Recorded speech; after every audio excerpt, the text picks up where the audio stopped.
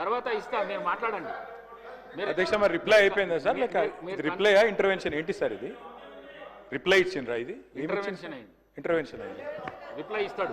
గంట 20 నిమిషాలు మాట్లాడింది సార్. అధ్యక్ష నేను ఒకటే రిక్వెస్ట్ చేస్తున్నా సార్, ముఖ్యమంత్రి గారికి ఇంత ఫ్రస్ట్రేషన్ పనికిరాదు.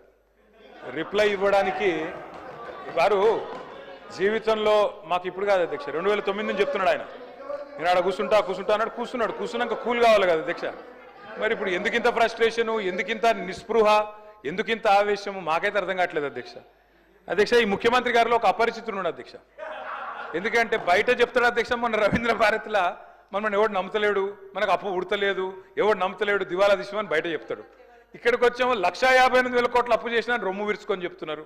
మాకు అర్థం కావట్లేదు అధ్యక్ష, ఆయన కరెక్టా ఈయన కరెక్టా, రాము రెమోనా, ఎవరు కరెక్టో తెలుస్తలేదు అధ్యక్ష. ముఖ్యమంత్రి గారు చెప్తున్నారు నేను 18 గంటలు పనిచేస్తున్నా, నేను బ్రహ్మాండంగా పనిచేస్తున్నా, ఒక్కరోజు సెలవు పెట్టలే, నేను 40 సార్లు కాకపోతే 400 సార్లు పోతా ఢిల్లీ. పో అధ్యక్ష, నిన్నెవరు వద్దన్నారు, బ్రహ్మాండంగా తిరుగు అధ్యక్ష. పెట్టుబడులు వస్తున్నాయి దావోస్లో, ఒకటి మించి ఒకటి, 1,78,000 కోట్లు, 40,000 కోట్లు తన్నుకొని వస్తున్నాయి. సంక్షేమం అద్భుతం, అన్ని అయిపోయినాయి 5 గ్యారంటీలు. మరి ఎందుకు అధ్యక్ష ముఖ్యమంత్రి గారు 71,000 కోట్ల ఘాటా పడ్డది, ఖతమైపోయింది, మా 71,000 కోట్ల అంచనాలు తగ్గిందని గన్పూర్లో చెప్పింది, స్టేషన్ గన్పూర్లో. ఎందుకే అంటున్నా అధ్యక్ష నేను, ఓదికేమో పైసలు లేవంటారు అధ్యక్ష, ఉద్యోగులకు డిఏలకు పైసలు లేవు, 6 గ్యారంటీలకు పైసలు లేవు, తులం బంగారంకు పైసలు లేవు. కానీ మళ్ళీ ఇదే ముఖ్యమంత్రి గారు వర్క్స్లో 14,000 కోట్ల టెండర్లు, కొడంగల్ లిఫ్ట్ ఇరిగేషన్లో 4,400 కోట్ల టెండర్లు, ఫ్యూచర్ సిటీలో 6 లైన్ల మెయిన్ రోడ్డు, 2 వైపులా 2 సర్వీస్ లైన్లు, మొత్తం 10 లైన్లు 5,000 కోట్లు, మూసీ సుందరీకరణ 1,50,000 కోట్లు.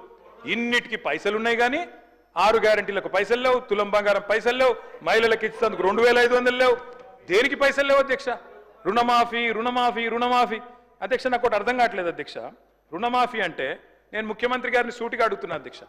వారిది కొడంగల్ నియోజకవర్గం, నా సిరిసిల్ల నియోజకవర్గం అధ్యక్ష. మీరు కావాలంటే ఈరోజు సభ అయిపోయింది కదా అధ్యక్ష, ఈరోజుతోని రేపు మీరు ఏ టైంలో అంటే ఆ టైంలో ముఖ్యమంత్రి గారు పోదాం, కొడంగల్ పోదామా, సిరిసిల్ల పోదామా, ఈ ఊరు కూడా మీ ఇష్టం.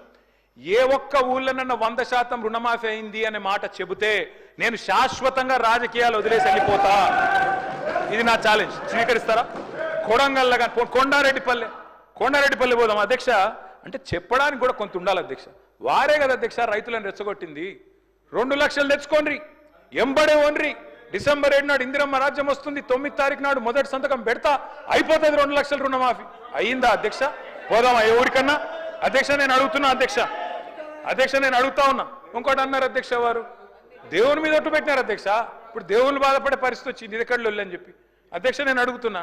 వారు అంటారు అధ్యక్ష రైతు బంధు, రైతు భరోసా. నేను అడుగుతున్నా అధ్యక్ష, రైతు భరోసా ఏంది అధ్యక్ష? మీరు చెప్పింది 15,000. ఇదే ముఖ్యమంత్రి గారు ఆనాడు పిసిసి ప్రెసిడెంట్గా రైతు బంధుని ఆపిందే ఈయన. పోయి ఎలక్షన్ కమిషన్కి లెటర్ ఇచ్చిందే ఈయన.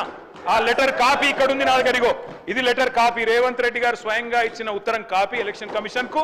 ఆపిందే మీరు, మళ్ళీ మీదికెళ్ళి మేము దాచుకున్నాం, మేము ఆపినామని చెప్తారు. నేను పంపుతా అధ్యక్ష ఇది మీకు. అధ్యక్ష రైతు బంధు ఆపుతారు, 7,600 కోట్లు ఆపిందే వాళ్ళు. ఆపి ఏం డైలాగ్ కొట్టినారు అధ్యక్ష? వీరు హరీష్ రావు